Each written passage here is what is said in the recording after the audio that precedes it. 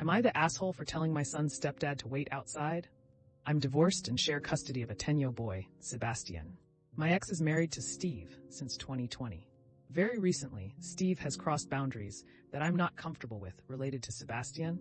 I get it. My son is going to have relationships with other guys besides me, and I encourage that. But there have been times when Steve created more work for me or stole dad moments. The last few resulted in my telling Steve that he needs to back off and be happy with being low on the totem pole. I do feel bad because he's been useful and I know he cares about my kid. He literally cried when Sebastian broke his arm. But there needs to be space right now. I don't deal with people issues with other people. I deal with people issues directly with the person I'm having issues with. I told Steve that I feel like he's gotten too comfortable and needs to back off with Sebastian. He apologized and I said I appreciate that. Last week, we had parent-teacher conferences, and my ex came with Steve.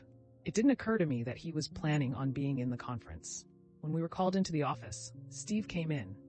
I said, "Do you mind stepping outside until we're done with the conference?" My ex said he was joining us. I said there is no reason for that.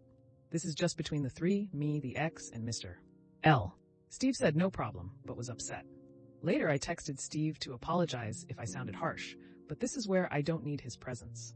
He replied asking if it was okay to let Sebastian sit on his lap or bring him a towel or make a sandwich for him because he didn't want to upset me. I told him to be serious. Now he's saying he can't babysit my other two kids this week, Sebastian's half-brothers. Funny part is that I am doing him a favor by using him as a sitter because my ex won't have any more kids when he wants them badly. It's Ike letting someone to borrow video games they can't afford to buy and then getting an attitude for it. You're the asshole. He's in your kid's life whether you like it or not, and babysitting is not a privilege. He doesn't have to help you. You're the asshole. This dude is your kid's stepdad, and you're treating him like some rando your ex is f***ing. Everyone sucks here. Steve sucks because of the times he's stolen dad moments or created more work for you. You are risking not only pissing Steve off, but also your son and your ex if you try to interfere too much in your son's relationship with Steve. Have you told your ex how you feel about some of the boundaries Steve has crossed? Aren't you the one who was freaking out because stepdad was helping the kids get dressed after surgery and you thought you should have because it was your custody time or some nonsense? You're the asshole. As a teacher, it's entirely normal for step-parents to attend conferences. Unless you could provide an example of him actually crossing a line, it seems like you have unrealistic expectations. And now you're going to go find a new babysitter for your other kids. You sound like a complete AH. You have someone who obviously loves your son, and yet you want to punish him for that and push him away. Have you thought about the long-term effect of that on your boy? He's your ex's partner whether you like it or not, so you need to grow up and stop acting so immaturely. Am I the asshole for not wanting to help my father, 66 male, visit his recently died sister, 70 female, to be at her funeral? Long story short, I, 26 male, who still lives with his family, mother, father, and sister, is planning to move out in a couple years. They know I'm still here to mainly finish my trade school, get my electrician license, so when I do, and by the time I do, I should have $50K plus saved. No doubt, and with the license, shouldn't be making anything less than $80 per year, regardless of where I work. Okay, so now this is what happened. My father, 66 male, recently came back from Jamaica where we all were born. He stayed down there for about 2 months and barely ever leave his house. He just wanted to be back home for a while. When he was down there, he didn't visit his sister, and his sister didn't visit him. His sister is about 70 years old. Him and my mother don't have any retirement savings, just living off of pension money. I've been telling them for decades to save for retirement, and they didn't. So now he is asking to borrow $1,500 to go back to Jamaica to be at his sister's funeral. Really?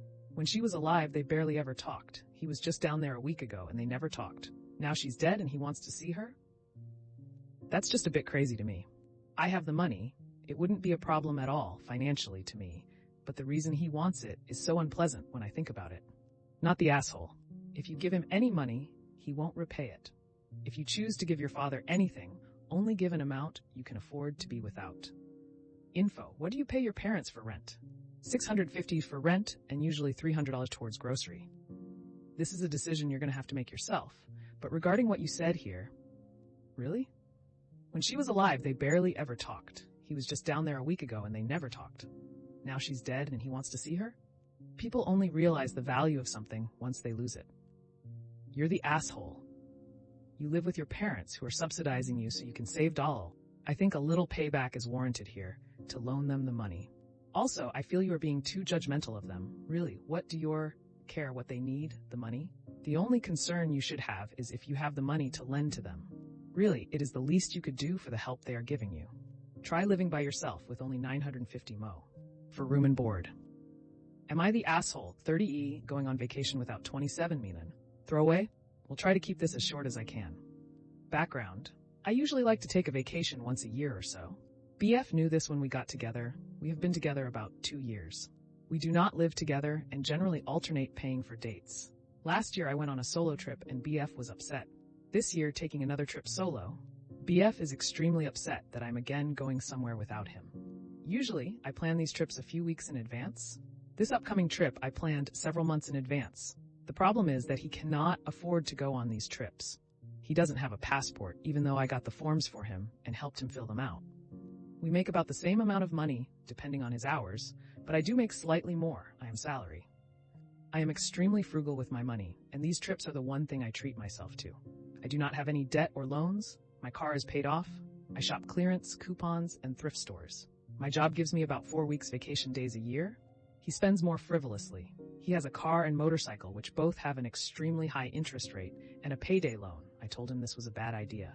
He frequently spends money on takeout, guns, gas station food items, etc. He is often negative in his bank account before payday. His job gives him about 2 weeks off vacation a year, which he does use some PTO if there is not much work. After the first trip, last year, resulted in arguments, I told him if he can save up the money, then we can absolutely take a trip together. He has not saved up. This upcoming trip cost me $5. He stated, I should pay for him so that we can go on vacation together since he is unable to save up. He said he spoke about this with his friends and mother, and they agree I should be helping him out financially, as he is sometimes in a bind, and that I am being selfish. Am I the asshole? Should I not go on trips knowing he cannot afford it? Not the asshole, but frankly, you two are totally incompatible as a couple. You need someone who is at least in the same solar system as you are when it comes to finances. He is way out orbiting Betelgeuse star. Dump him. Not the asshole. I like how his mother thinks you should help him financially when he spends like crazy. He needs to learn to live in his means. Enjoy your solo trip. If he truly wanted to join, he would have saved to go. Not the asshole. I'm not sure why you are entertaining all these arguments with him, and by proxy, his friends and his mother. You're not living with him. You've previously tried inviting him.